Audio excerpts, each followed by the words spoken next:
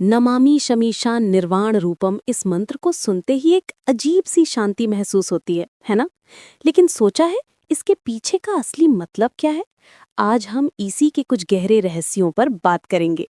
बिल्कुल।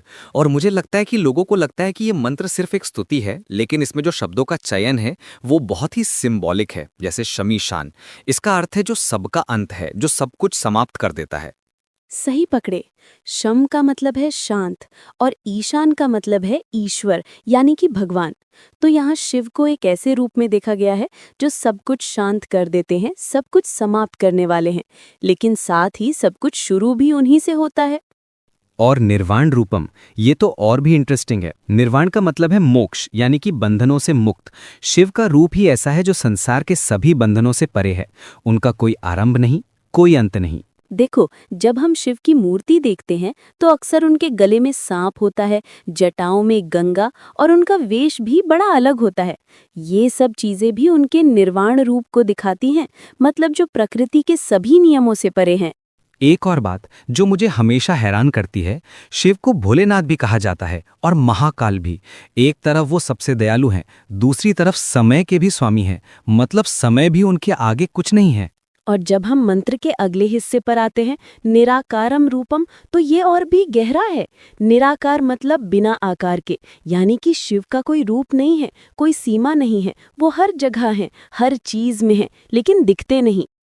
ये कॉन्सेप्ट थोड़ा मुश्किल है समझना, क्योंकि हम अक्सर भगवान को किसी मूर्ति या तस्वीर में सोच लेते हैं, लेकिन शिव का असली रूप तो बिना रूप के है। वो एक एनर्जी है, एक कॉन्शियसनेस है जो हर जगह है। बिल्कुल, और इसीलिए उनको निर्विकल्पम भी कहा गया है।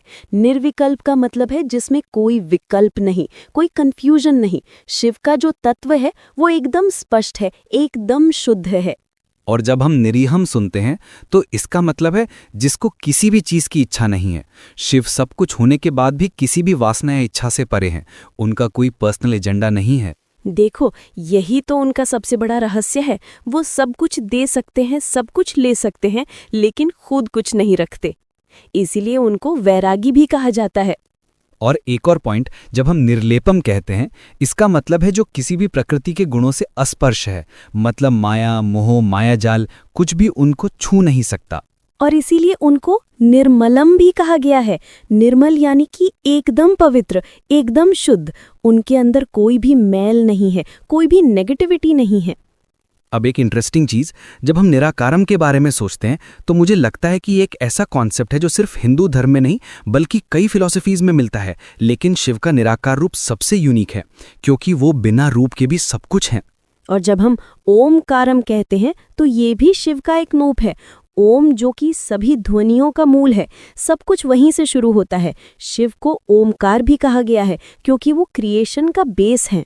मतलब अगर हम देखें तो शिव के अंदर क्रिएशन भी है, डिस्ट्रक्शन भी है, और जो बीच का शून्य है वो भी है। यानी कि वो एक साथ सब कुछ है और कुछ भी नहीं है। और इसीलिए उनको पंचवक्त्र भी कहा जाता है, मतलब 5 मुख वाले। हर मुख एक अलग तत्व को दिखाता है। क्रिएशन, प्रेजर्वेशन, डिस्ट्रक्शन, कंसीलमेंट और ब्लेसिंग। लेकिन असली में तो ये सभी तत्वों से परे हैं। और जब हम नमामि शमीशा निर्वाण रूपम का जाप करते हैं तो हम अपने अंदर भी एक शांति लाने की कोशिश करते हैं।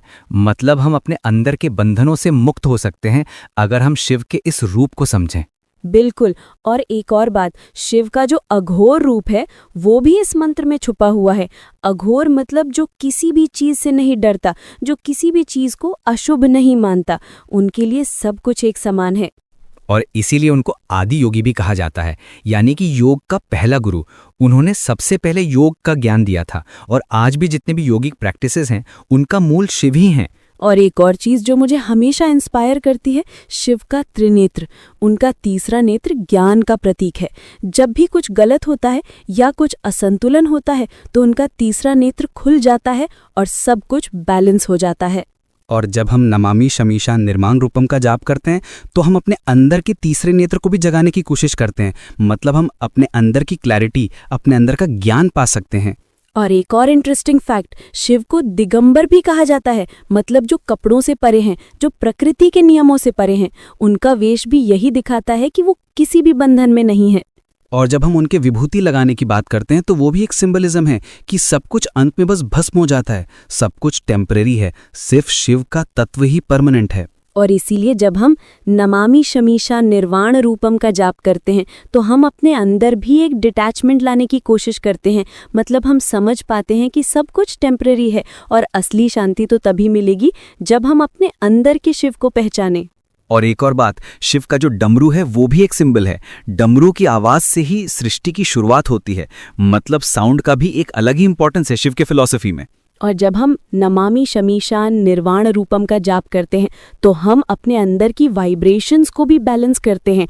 मतलब हम अपने अंदर की एनर्जी को अलाइन करते हैं शिव के तत्व के साथ।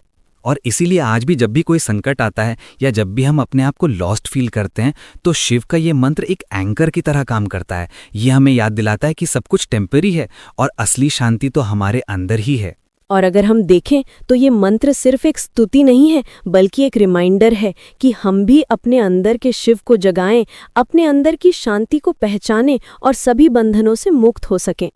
तो अगली बार जब आप नमामि शमीशा निर्वाण रूपम का जाप करें तो सिर्फ शब्दों पर नहीं, उनके अर्थ पर भी ध्यान दें। शायद आपको भी अपने अंदर एक नई शांति, एक नई क्लैरिटी महसूस हो। और इसी के साथ आज का ये सफर यहीं तक। लेकिन शिव के रहस्य इतने गहरे हैं कि जितना समझो उतना और समझने का मन करता है। बिल्कुल, और ये तो सिर्फ शुरुआत है। अगली बार किसी और शिव के रहस्य पर बात करेंगे। तब तक के लिए ओम नमः शिवाय।